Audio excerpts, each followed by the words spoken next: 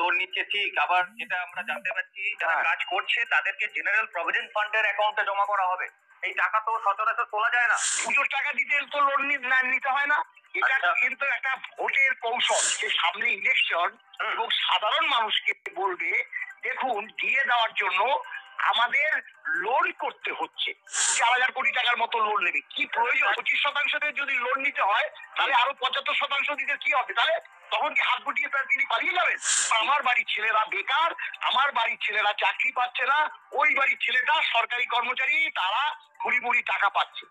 এই যে আক্রোশটা, এই আক্রোশটা একটাই, সামনে ভোট আছে, আবাস যোজনার টাকা নিজেরা দিয়ে দিচ্ছে, আরো অতিরিক্ত 16 লক্ষ পরিবারকে দেওয়া হবে ঘর। পয়সার প্রয়োজন আছে তো। লোন নিয়ে লক্ষ্মীর ভান্ডার দিচ্ছে, সেই প্রচার তো হয় না। তাহলে কেন পরিষ্কার ভাবে সাধারণ মানুষকে খেপিয়ে তোলা যে সরকার মানে লোন নিয়ে সরকারি কর্মচারীদের দিয়ে দেবে? সেটা তো ট্রাইব্যুনাল প্রথমেই বলেছিল। এই প্রশ্নটাই আমরা অবজেকশন করছি যে দেখুন মহামান্য আদালত, এই দেখুন নথি দিয়ে দিয়েছে, এই দেখুন ওয়েবসাইট থেকে পাওয়া 13,000 কোটি টাকা 5 বছরে এক প্রকার মেরে দিয়েছে সরকার দিয়ে না দিয়ে। সরকারের দুহাত যখন বন্ধ হয়ে যায় তখন ওই অজুহাত ছাড়া আর কোনো বিষয় থাকে না। আমরা চেষ্টা করছি মুসলমানদের বার্তা দেওয়া, দেখুন আমরা ওবিসি আপনাদের দেওয়ার চেষ্টা করছি, তাও খারিজ করছে কোর্টে, কোর্ট আমাদের বাধা দিচ্ছে। কেন 3 মাস আমাদের নির্দেশ সত্ত্বেও কেন 3 মাসের মধ্যে বিয়েটা দেওয়া হলো না? আমাদের কিছুটা সময় দেওয়া হোক, এই বলে তারা পালিয়ে গিয়েছিল সুপ্রিম কোর্টে। এবার সুপ্রিম কোর্টের যদি বক্তব্য, যদি চিফ সেক্রেটারি এবং ফিনান্স কি হবে? মলয় মুখোপাধ্যায় বলছেন? হ্যাঁ বলছি। আমি বিবিধ নিউজ থেকে অমিত বলছিলাম স্যার। বলুন। নমস্কার। হ্যাঁ নমস্কার। বলছি আপনাদের জন্য তো সুখবর, সরকার তো আপনাদের ডিএ মেটানোর জন্য উদ্যোগ নিয়েছে, এবং যেটা আমরা জানতে পারছি যে 10,425 কোটি টাকা ঋণের জন্য ব্যবস্থা করছে সরকার। ঋণ নিয়ে আপনাদের ডিএ মেটানো হবে 30শে জুনের মধ্যে। কি বলবেন? সেটা দেখুন, আপনি এটা বলেছেন বটে, কিন্তু না চালে বিশ্বাস নেই। এটা আজকে খবরেও দেখলাম যে ঋণ নিচ্ছে রিগার্ডিং এই ডিএ মিটাবার জন্য।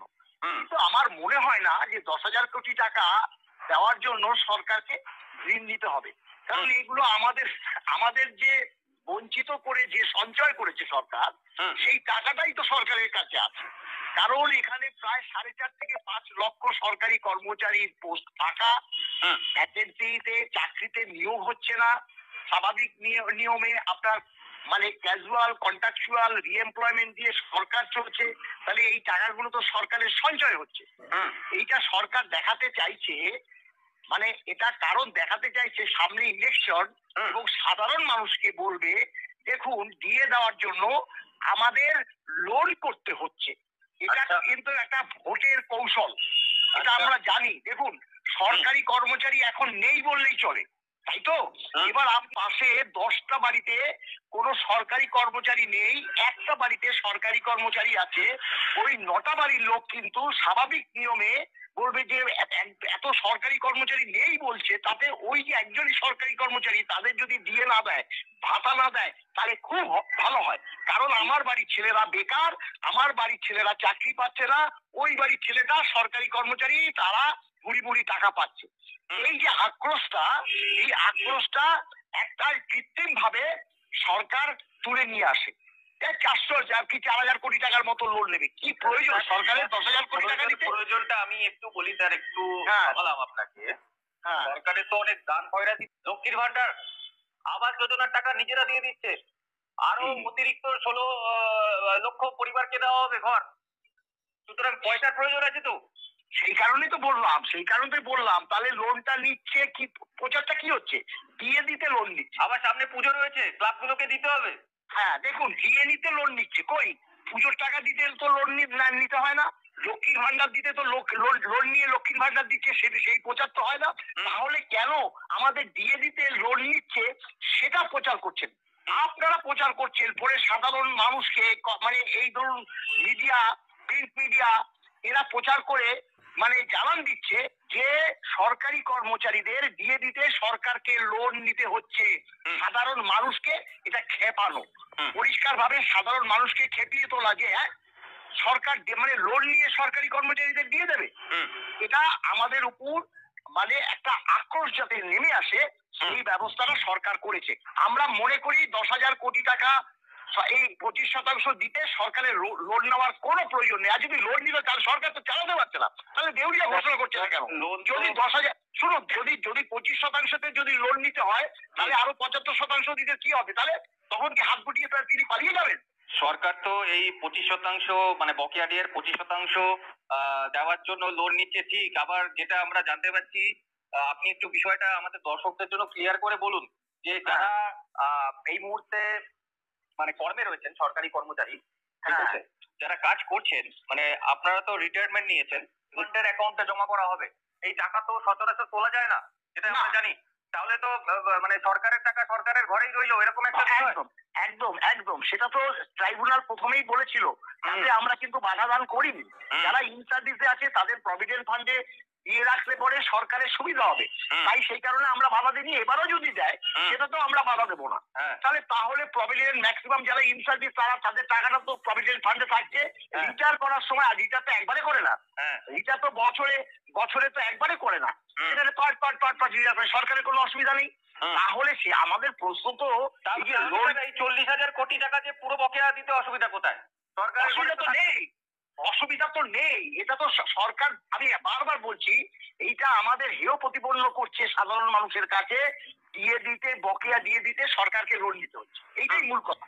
এই প্রশ্নটাই আমরা এখানে অবজেকশন করছি যে দিয়ে দিতে লোন নিতে হচ্ছে, এইটা একদম সর্বৈব মিথ্যা কথা। কারণ সরকারের তহবিলে টাকা আছে।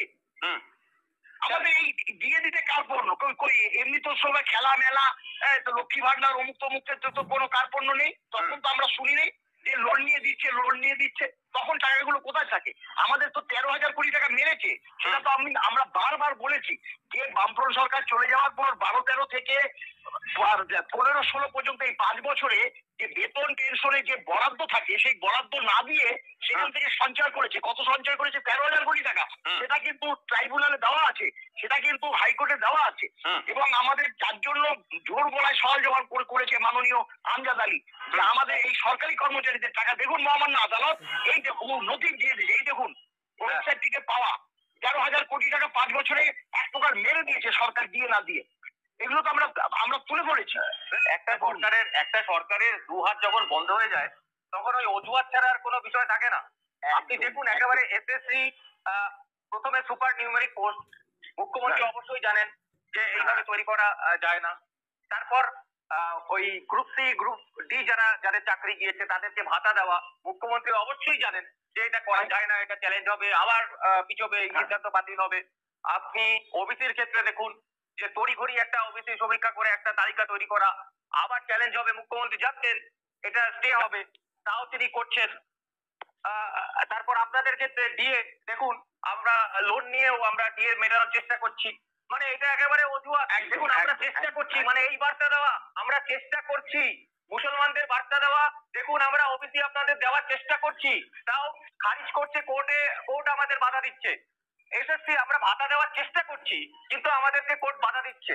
দিয়ে দিতে হচ্ছে আমাদের লোন নিয়ে, মানে ভোট দিন, আমাকে ভোট দিন, এটাই হচ্ছে আসল ব্যাপার। দেখুন, আমরা তো মুসলিম সমাজকে নিয়ে চলি। 32 বছর চাকরি করেছি, তাতে সরকারি দপ্তরে অনেক মুসলিম কর্মচারী ছিল, তাদের মনোভাব আমরা জানি। কারণ ঘটনারও অনেক মুসলিম সমাজ মুখ্যমন্ত্রী যে এই তৃণমূল কংগ্রেস তাদেরকে ব্যবহার করে ভোট চাইছে, সেটা অনেকেই জানে। এখন দেখুন, এই মুসলিম সমাজে যে কতটা ভোট পাবে এবার অন্তত, সেটা নিয়ে কিন্তু প্রশ্ন আছে। একটাই প্রশ্ন, যেটা হচ্ছে ভোট বলতে যা বোঝায়, সেটা যদি হয়, অর্থাৎ ভোট তো লুট হয়। আমরা তো জানি, আমরা তো ভোটের কর্মী হিসাবে কাজ করেছি। এখনো যারা কাজ করে, আমাদের যে সদস্যরা যায় ভোটের কাজে, ভোট হয় না। এবং যারা কর্মীরা যে থাকে তারা বলছে আমাদের বয়ে গেল। আমাদের স্বাভাবিক তো, কেন রিস্ক দেবে?